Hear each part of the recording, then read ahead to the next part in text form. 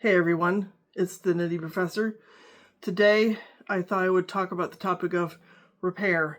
Repair is something that relates squarely to what we do as crafters, to what we make, but also to the tools that we use to make it with. But repair also extends to our relationships with each other, with our families, friends, communities, and the nation. So the physical material type of repair and the abstract relationship repair, they're intertwined. And that really comes to the fore in book 9. So right now I'm editing book 4, getting book 4 actually ready for publication. It's called The Spinning Wheel Maker. Book 5 is one that I'm starting to edit now, but book 9 I'm starting to write. And I'm in chapter 10 already, but I opened the story with a character getting themselves into a situation where there was a desperate need for repair. So that's another reason why this topic is kind of on my mind, and I ran across an article, so I thought I would share a few reflections in a world that is full of imperfections anyhow. I mean, that's just the way it is. I remember back in the day when I was more of a Christian-leaning thinker, we would talk about a fallen world. And, now I just think in terms of a world that was not necessarily designed with any specific intention in mind. It just is the way it is. And any notion of perfection versus imperfection is probably just up here in our heads. But it's really important because we understand the difference between something that functions well and something that doesn't, between something that works and something that doesn't, between something that's harmful and something that is helpful. So repair can really take on profound significance just based on the lives that we lead as humans. Being human by nature means we're imperfect, but it also means that we strive to not be that way. And I have a few cases in point. For example, this knitting needle. So you probably can't see it, but I don't know. If I do this just the right way, we could make this work. We'll see. I don't know if you can see it against these green sucks, but there is a place where there's some little fibers. Can you see the little fibers stuck in this needle? I think you might be able to see them.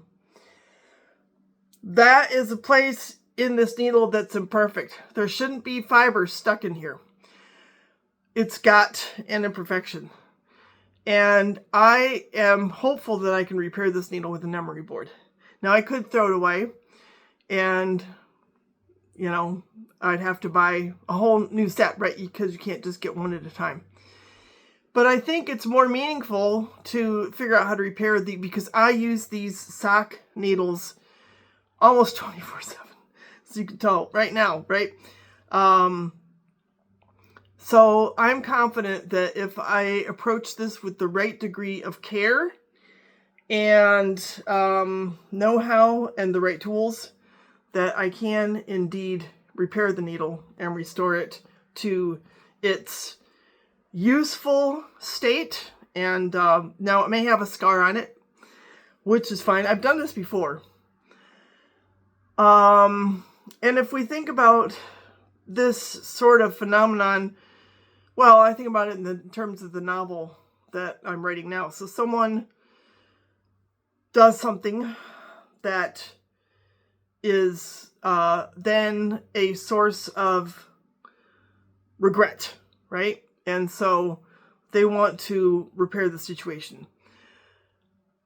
And the concepts that come into play when we're talking about that kind of thing are forgiveness, of course, compassion, because the recipient of the harm has the opportunity to play the role of forgiver in a way that elicits compassion, maybe empathy, understanding.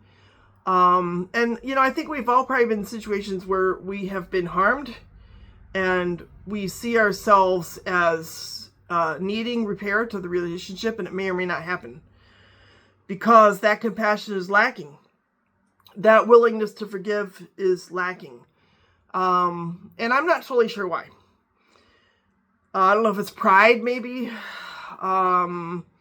or a feeling that it's okay to throw something away. Like, like say I could throw that needle away, right? How much harm would be done? Well, that's hard to say, And if you throw a person away, that could be even more harmful. Now, obviously, in my novel, no one's going to throw anyone away because that's who we are.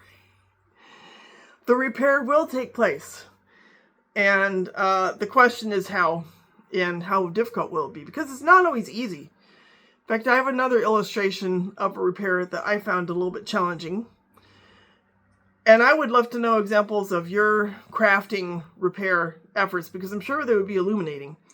So as you know, on my socks, I do the Sweet Tomato Heel by Kat Bordy, and I learned it. It was something I could memorize. I could probably memorize other kinds of heels now, but haven't done it yet. So let's look at this sock. This sock, you can tell I've been wearing it.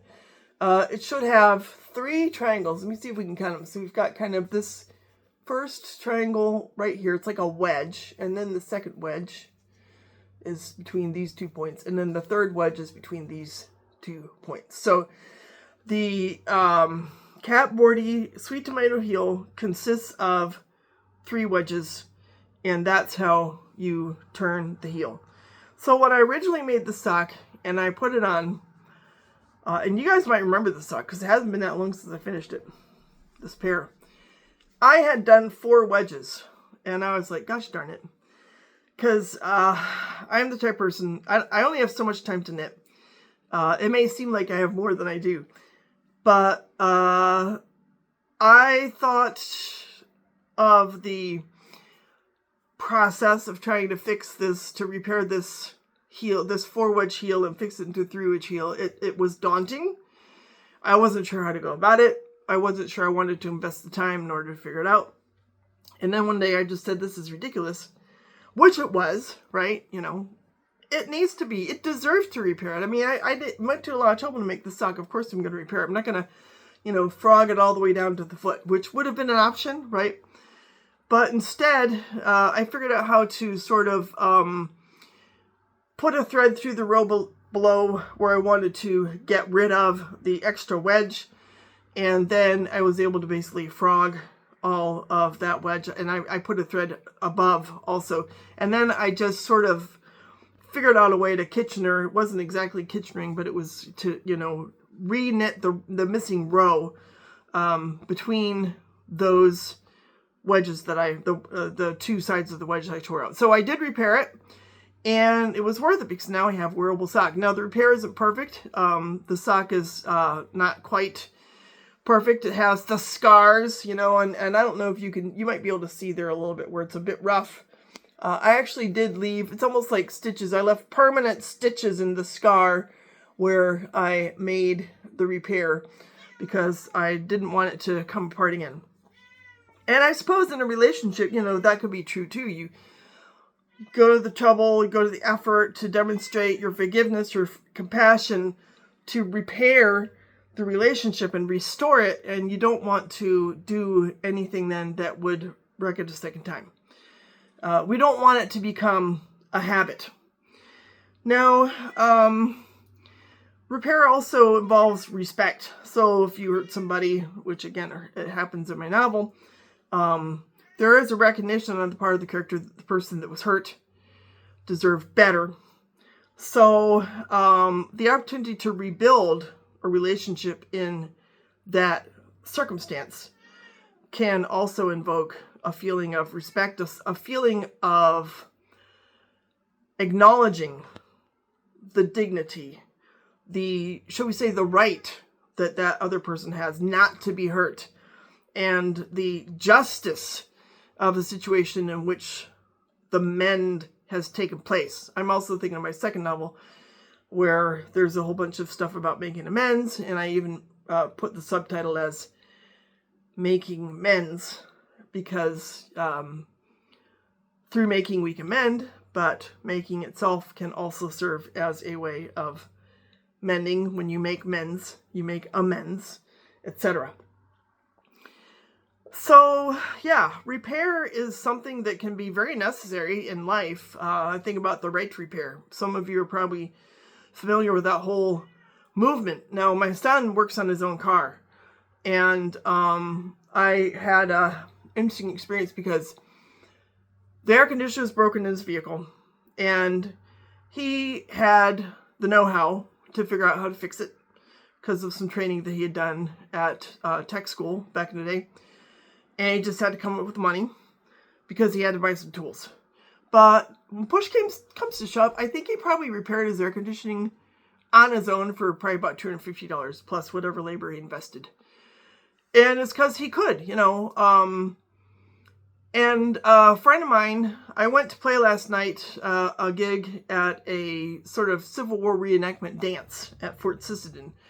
And so we all rode together in the van of a friend of mine, and he was talking about how, his air conditioning is broken, and now it's fixed, woohoo, we're all fine. It cost him like $1,200 to get someone else to do it. Now, another related phenomenon in the car world, my son was telling me, is that the way they make vehicles now is a lot of dealers have proprietary software, tools, dimensions for parts, so that what they're trying to do is to crowd out mom and pop repair shops so that they can't fix cars. Your car, you have to take your car to a dealership to get it fixed. And this really kind of drives me nuts, because I believe that we should be able to repair whatever we have that we own, or we should be able to get it repaired the way that we want. To think that my son having to know how to fix his air conditioning could be barred from doing that because, he has to buy $5,000 worth of special tools that the, Ford, Chevy, whoever, they're not going to sell to him anyhow because they don't want him to have access to that. It just really irks me. So there is this dimension of the practical necessity of repair. It can be almost a life or death thing. I think of farmers in particular. But it can also be almost like a spiritual calling. When it comes to repairing relationships and fixing the things that we have messed up in someone else's life, and, finding ourselves in a place where we can acknowledge that we made a mistake. Like me, it's like finally breaking down, acknowledge, yep, I made an extra wedge. I've got to fix it. Otherwise, I've wasted a lot of effort. It demands a certain humility. But that can be also really helpful. And it can also be an opportunity to cultivate compassion, to cultivate empathy. And beyond that, it relates squarely to the idea of justice. There are just so many issues, things that are going on today, where there's a collective willful ignorance towards justice for people. You look at how what's happening in the southern states with elections and trying to remove districts for black legislators, for example. It's just, when we talk about how the arc of justice, the arc of the universe bends toward justice, and it's like, well, maybe not today. It just drives me bananas. Repair, in this case, is going to demand a lot of collective compassion, effort, and will. But going back to the whole idea of metaphor, I have one other example of a kind of repair that I want to undertake. In fact, I could use advice on this too, people. So I inherited this Frank Fell Mayville spinning wheel. This baby's cool. This was owned by my friend Amy. And as far as I could tell, if I'm wrong, tell me. But to me, this looks like a simple double drive spinning wheel. Got the treadle down here. And I figured out, based on all my exploration that led to the writing of The Spinning Wheel Maker, which I hope y'all enjoy, so much research on how to build this kind of spinning wheel. There's no whirl. There should be a whirl here. This should have, so these two strings, as far as I know, they should connect to the bobbin on the one hand and the whirl on the other. In fact, there's a screw. Maybe you can see there's a screw there where it would screw onto. And I have to now track down either a whirl that would work, or I may have to replace the whole flyer assembly, because I may have to replace the entire shaft with whirls that would fit on there. And now, fortunately, this has, as you can tell, it's got leather bearings. So they're pretty flexible. They're pretty forgiving as far as what they are going to allow me to attach onto there. There's the other one. So that's the one end of the shaft. And yeah, I just showed you the other end. And it's obvious that my friend spun some wool on here. So there must be whirls lying around somewhere. But she's in Colorado and I'm here. So that is my next repair cause, as it were, is to try to find the whirl so that I can restore this spinning wheel to functionality and help it back to working its mission of making beautiful yarn and thread. So it's kind of a final thought, going back to justice and collective repair and that kind of thing. Communities often also need repair, especially, and you guys know this, right? I mean, there's just the divisiveness or divisiveness. I like divisive. Some people say divisive. It's gotten out of hand. It's just gotten out of hand. And we obviously don't need that. So it's a good time to remind ourselves of the need for repair, and to use our crafting as kind of a metaphorical reminder of how we always need to be ready. In fact, there's a quote from Martin Luther King. Forgiveness is not an occasional act. Forgiveness is a constant attitude. So I like to remember that I can forgive myself for making mistakes in my knitting. I can forgive myself for causing harm to the tools that I use, like that knitting needle that I somehow managed to nick.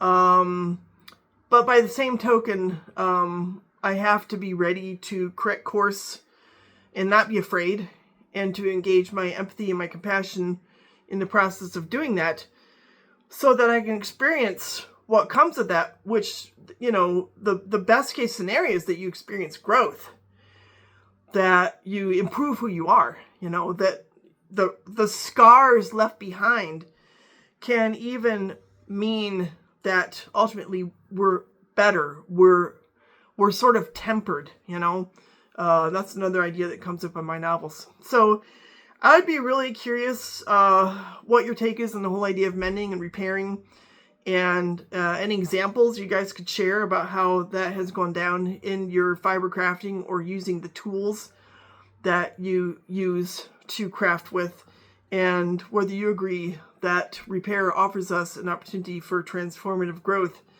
from which we can really benefit both individually as well as collectively.